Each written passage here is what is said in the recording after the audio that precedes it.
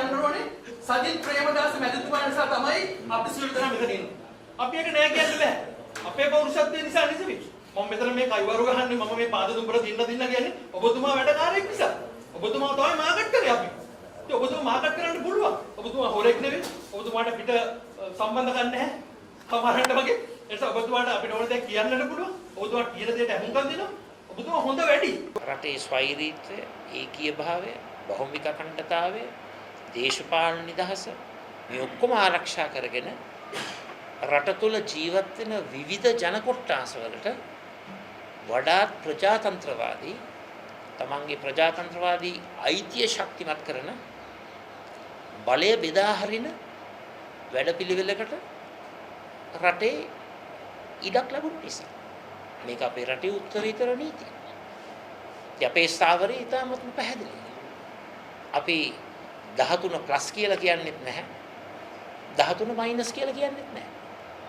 දැන් ඔබ දන්නවා පැහැදිලිවම මේ රටේ දේශපාලනේ විවිධ අය ඉන්නවා. විදේශගත වෙලා යාතන්ත්‍රය හමු වෙනකොට එයා කියනවා 13 ප්ලස් කියලා. ඊට පස්සේ අපේ රටේ යම් යම් බල ප්‍රදේශවල ඒක භූගෝලීය වශයෙන් වෙනස් වෙනවා. යම් යම් බල ප්‍රදේශවල ගිහිල්ලා රැස්වීම පවත්තරනකොට ඒතර කියන්නේ 13 මයිනස් කියලා. අපේ එහෙම දෙබිඩි දේශපාලන රටාවක් නැහැ. අපි පැහැදිලිවම 13 වෙනි ආණ්ඩුක්‍රම ව්‍යවස්ථා සංශෝධනය තුළ කටයුතු කරනවා. අපි මේ දේ ක්‍රියාත්මක කරන්නට අනිවාර්යෙන්ම පක්ෂයක් හැටියට දේශපාලන බලවේගයක් හැටියට පෙනී හිටිනවා. අද මොකද්ද වෙලා තියෙන්නේ? අද ඇත්ත වශයෙන්ම අපේ රටේ තියෙන්නේ ජනතාව අතරට යන්නට බය වෙලා ඉන්න ජනාධිපතිවරයෙක් ප්‍රමුඛ ආණ්ඩුව. බියගුළු නිවට ආණ්ඩුව. ඒ බියගුළු භාවයයි නිවට භාවයයි ඉස්මතු වෙන්නේ මේ පළාත් සභා ඡන්දය පවත්වන්නට මැලිකම් දක්වීම තුළින්. බොහෝසේ අවහිර කරනවා පළාත් සභා මැතිවරණය පවත්වන්න. මොකද එයා හොඳටම දන්නවා මහ මැතිවරණයෙන් පස්සේ පළාත් පාලන මැතිවරණය පවත්වනකොට මගේ මතක හැටියට දල වශයෙන් ඡන්ද ලක්ෂ 23ක් රජයට අහිමි. එයාගේ බියක් තියෙනවා මහ මැතිවරණ පළාත් පාලන මැතිවරණයත් අතර කිටි කාලයක් ඡන්ද ලක්ෂ 23ක් අහිමි වුණා නම් පළාත් පාලන මැතිවරණයත් අද දවසත් අතර තවත් දසලක්ෂ ගණනින් ඡන්ද අහිමි වෙලා තියෙනවා මේ වර්තමාන රජයට. ඒ නිසා මේ රජයේ බයයි ඡන්ද තියන්නේ. ඊ타මත්ම බියගුළු නිවට අදක්ෂ අකාර්යක්ෂම රටේ ජනතාවට බොරු කියලා රවට්ටලා රට නොමග යවපු ආණ්ඩුවට අද බැරි වෙලා තිබෙනවා ජනතාව ඉදිරියට ඇවිල්ලා මැතිවරණයකට මුහුණ දෙන්න. ඒ නිසා විශේෂයෙන්ම අපි මේ රටේ ප්‍රජාතන්ත්‍රවාදය ආරක්ෂා කරන්නට ඕන. ජනතාවගේ සර්වජන ඡන්ද බලය, ජනතා පරමාධිපත්‍ය අපි සුරක්ෂිත කරන්නට ඕන.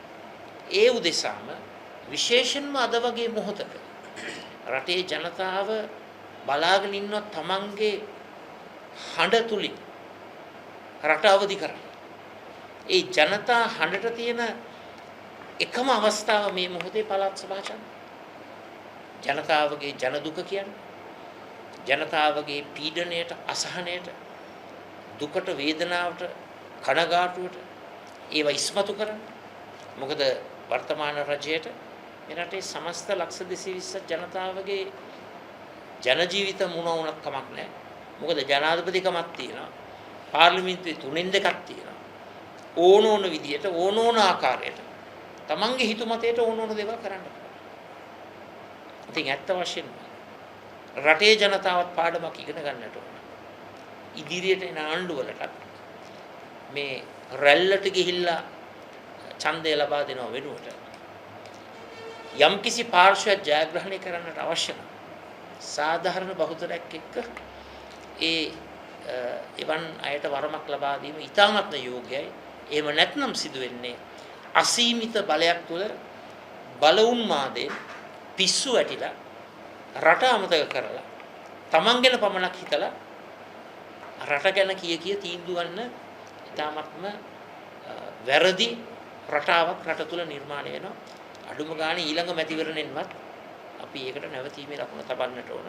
කිසිම දේශපාලන පාර්ශ්වයකට සාධාරණ බහුතරයක් ලබා දෙන එක වැදගත්.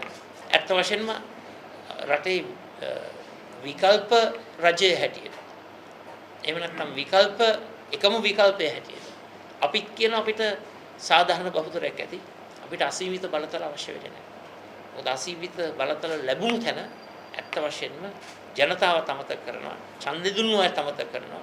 ඒ නිසා තමයි 133කින් අඩු කරනවා කියපු විදුලි බිල දැන් ඊට වැඩි ප්‍රමාණයකින් වැඩි කරලා තියෙනවා. වරාය ගොඩබාන මිලටම ලබා දෙනවා කියපු තෙල් ටික ඔක්කොම බදු ටික ඉවත් කරලා ලබා දෙනවා කියපු තෙල් ටික අද ඇත්ත වශයෙන්ම මේක ක්‍රියාත්මක වෙන්නේ නැහැ.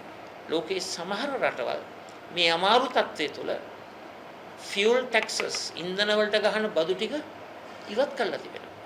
ඒ මොකද ඒ රටවල නායකයන්ට ජන දුක තේරෙනවා. නමුත් වර්තමාන රජයේ ජන දුක කියලා තමයි විපක්ෂයේ ඉඳලා රජයට ආවේ. දැන් ජන දුක අමතක කරලා තමන්ගේ පෞද්ගලික සුබ සාධන වෙනුවෙන් තමයි මුළු රටම කැප කරලා ඒ අය වැඩ කටයුතු කරන්නේ.